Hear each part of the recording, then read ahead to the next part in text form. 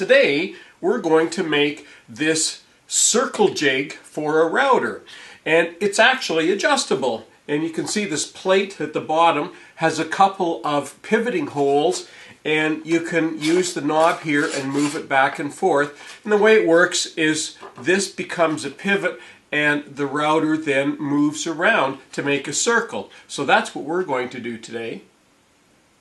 Hello everyone, Colin Canet here for WoodWorkWeb. The plans for this Router Circle Jig are on WoodWorkWeb. If you go to our plans section and look up David Cooksey, there's a subsection for David Cooksey, and you will find this Circle Jig router plan as part of that. Now, David is one of our subscribers and has been for quite some number of years, and he's always sending me different plans and ideas of things that he makes, that he draws up for the workshop. And so we decided to make a whole section in our plans of just David Cooksey's ideas and drawings so that you could all have them as well. So David, thank you for doing this. It's great for you to be able to share this with the entire woodworking community, all your ideas and plans. Now before we get started, let's have a quick look at Dave's drawing. So this area here is where your router will attach to, and we'll see that in a little bit.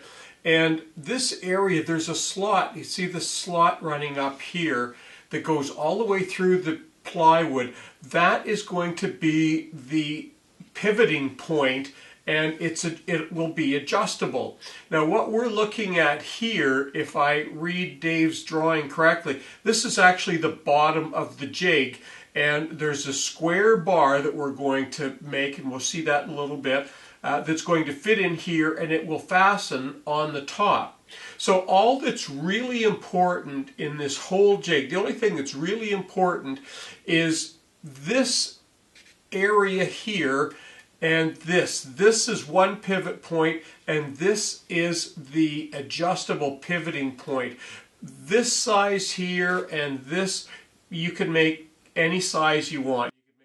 Okay, let's take a moment to take stock of where we're at here. Now, the first thing I said was my router base is 7.5 inches in diameter. That's the diameter there. The router is going to sit, and this is the board I'm using. It's a piece of scrap that I have. It's got a couple holes in it, won't matter. And I'm going to sit my router like this, and this will be the jig that I'm going to be, or the wood that I'm going to be making the jig from. Now you'll notice that my router has this flat area on the back here, and that's just a feature that allows you to get closer into some corners and things like that. But I'm going to use it as to line up the back of this jig with. Now because we're making a router jig, you obviously have a router, so you could do this on the table saw, but I'm doing it on the router. And the next thing I'm going to do is I wanted to find a center point from here to here. But before I do that, I need to fasten this board down, so I'm going to be screwing it on a couple of areas, front and back, well out of way of the bit. And then I'm going to be establishing these pieces of wood, and I use some colored scrap here so you might be able to see it a little bit better. There's a piece there. And I'll put the green side up for you. Now, what I'm going to do is I need to fasten this down, and this down, and this down, and we'll be able to start making the center point so that we know where we're going to be working with. And we should be able to do everything with this setup just the way it is right here.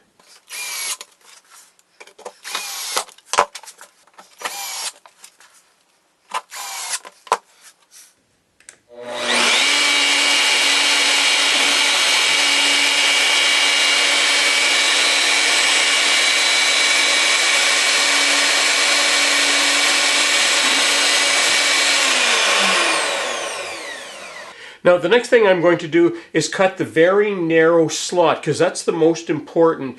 And I have a carbide bit in the router, and you can't, because it's carbide, you can't put pressure on the side. The pressure needs to be up and down, but I'm going to be moving this along, so I can only take small small bites. And I have the stop set up, and you can see it right here.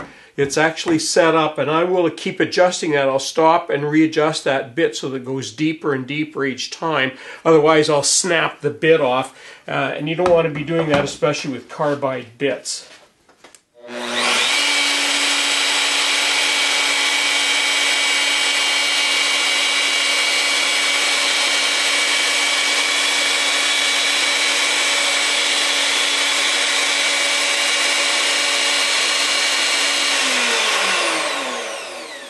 Go a little bit deeper in the next round.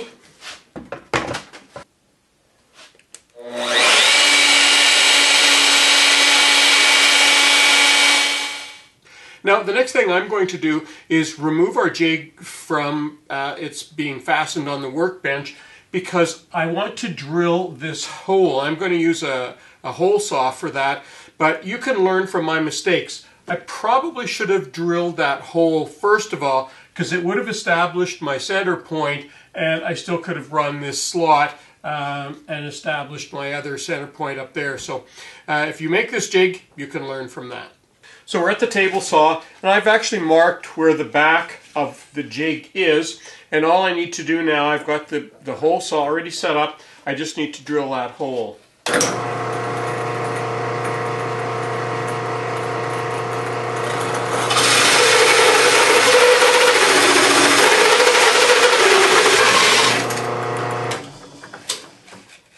Alright, the next thing we need to do now is to make the slot, and that's for our adjustable bar to go in.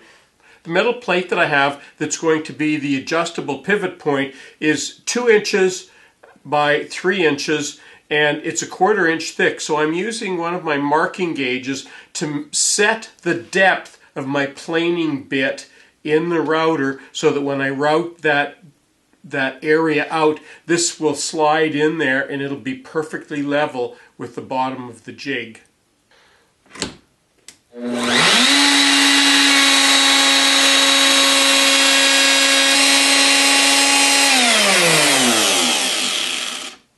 Okay, let's see how our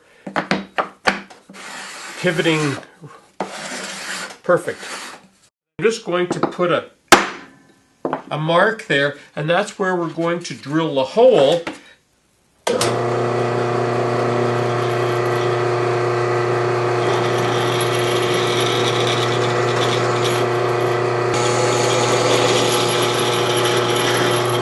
And we're into the wood.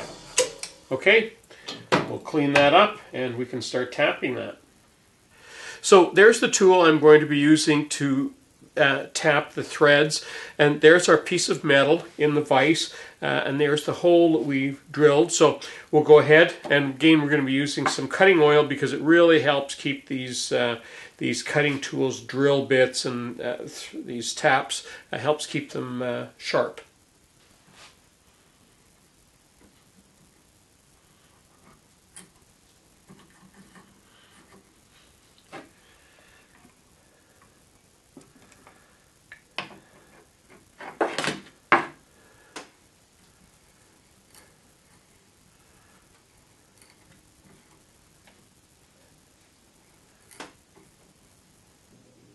Most routers that I've ever worked with have usually a plastic plate on the bottom that usually fastened with 4 or 5 screws, and the reason that these come off is because with some routers there's different attachments that you need to put on, and that's all that is. A little bit of dust in there, and now we need to use this. We need to make sure we use the right side, and we'll mark our holes in the jig. Now where this plate sits here really doesn't matter, because it will always center to the bit. So you've got your pivoting part up here, and you can have this way off center, wouldn't matter. So I'm just going to align this up as close as I can, and that's all that really matters, and draw the holes where the screws will go through. And there's the 3 holes that I drilled to mount the router. And if you look at the back, you'll notice that I had to recess them a little bit, because the the bolts that go into my router have this flat head. Now I had to go out and purchase some more bolts because these are the ones that came with it, and you can see how short they are, and there just wasn't enough reach. But let's go and try this and see how we make out putting this on here.